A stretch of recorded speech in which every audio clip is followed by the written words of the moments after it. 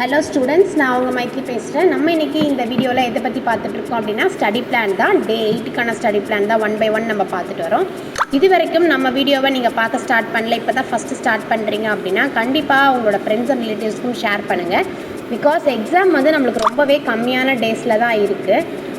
இப்போ நம்மளுக்கு பார்த்தீங்கன்னா எக்ஸாக்டாக 2 weeks இருக்குது ஃபுல்லாக. அதுக்கப்புறம் ஒரு 3 to 4 days தான் இருக்குது எக்ஸாமுக்கு.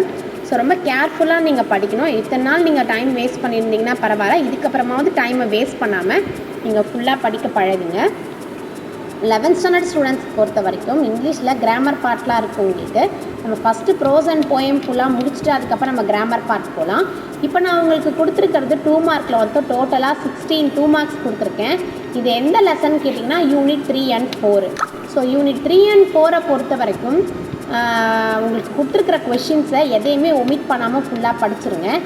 ஏன் அப்படின்னா இதை நீங்கள் ஃபுல்லாக முடிச்சிட்டிங்கன்னா அடுத்தது நம்ம கிராமர் பார்ட் போகலாம்.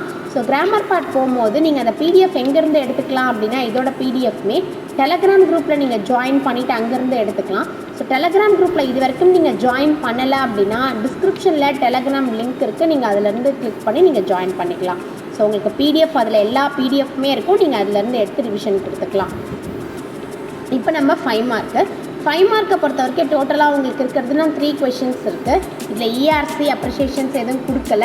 ஸோ அதனால் நீங்கள் எதுவும் வரி பண்ணிக்க வேண்டாம். நெக்ஸ்ட்டு கிராமர் பார்ட்டோட சேர்த்து உங்களுக்கு அந்த 1 word ஆன்சர்ஸ் எல்லாமே அதில் வந்துடும்.